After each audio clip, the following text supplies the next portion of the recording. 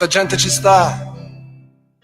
Buonasera a tutti, bentornati a Liberamente, variazioni e scorribande qui su Radio Libertà. Allora dobbiamo essere onesti con noi stessi, ma in primis con voi che ci ascoltate, e dobbiamo fare ammenda, dobbiamo fare autocritica per questo stesso spazio, per il Liberamente di stamattina, per la pillola quotidiana che stamattina ho sottoposto alla vostra attenzione.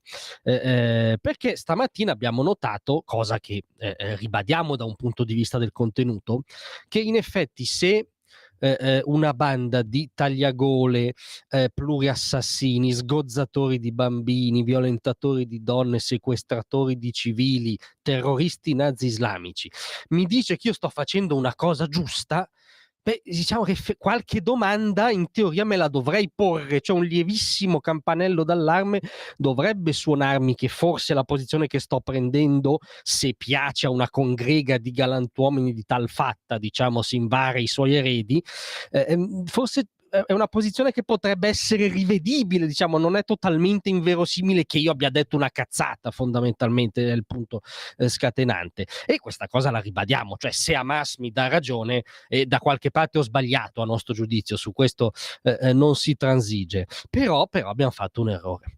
Visto che la persona in questione che si è vista recapitare le felicitazioni da parte di Hamas è il presidente francese Emmanuel Macron, scusate Macron, ma insomma ci siamo capiti, e abbiamo fatto un errore clamoroso che, devo dire, nel corso della giornata ha smascherato Donald Trump. Andiamo a leggere, perché in effetti noi non avevamo collegato, ai giornalisti americani che hanno chiesto al presidente un parere sull'uscita di Macron, per cui è pronto a riconoscere lo Stato di Palestina, quindi un'entità politica ad oggi diretta e comandata da Hamas, c'è poco da fare. Donald Trump ha risposto, appunto parlando della esternazione di Macron: è una brava persona. Già quando si comincia è una brava persona, diciamo, evidentemente il seguito non è idilliaco. Comunque è una brava persona, mi piace, fa il gioco di squadra, che è anche una lettura maliziosa, nel senso che ricorda a Macron che diciamo la potenza francese è credibile se dentro una squadra che si chiama NATO, siamo sempre lì.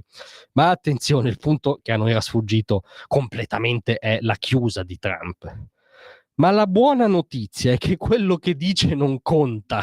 Effettivamente noi abbiamo, come dire, sopravvalutato Emmanuel Macron, cioè criticandolo paradossalmente abbiamo accettato la sua premessa, cioè che questo signore, oggi presidente della Francia, inquilino dell'Eliseo, una posizione politica ovviamente ai massimi livelli prestigiosa, ma che esprima tutt'oggi una potenza imperiale, cioè che sia davvero una sorta di erede di Bonaparte, no? Col cappello, un conquistatore, un difensore della civiltà europea, una potenza globale in grado di sedersi al tavolo e di cazziare alternativamente la Russia, gli Stati Uniti, la Cina, cioè che esprima effettivamente una entità geopolitica oggi decisiva, per cui quello che dice conta. No, effettivamente Trump ha fatto fare a tutti, come spesso gli accade, un bagno di realismo e di realpolitik, un salutare bagno di realismo e di realpolitik,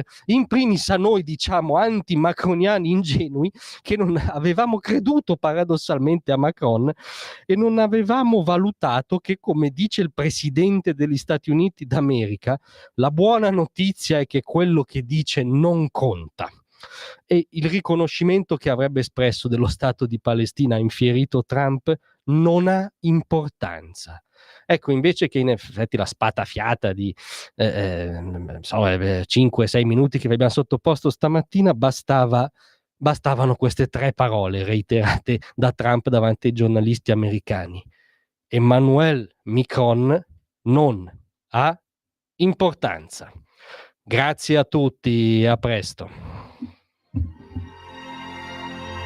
Tra un manifesto e lo specchio.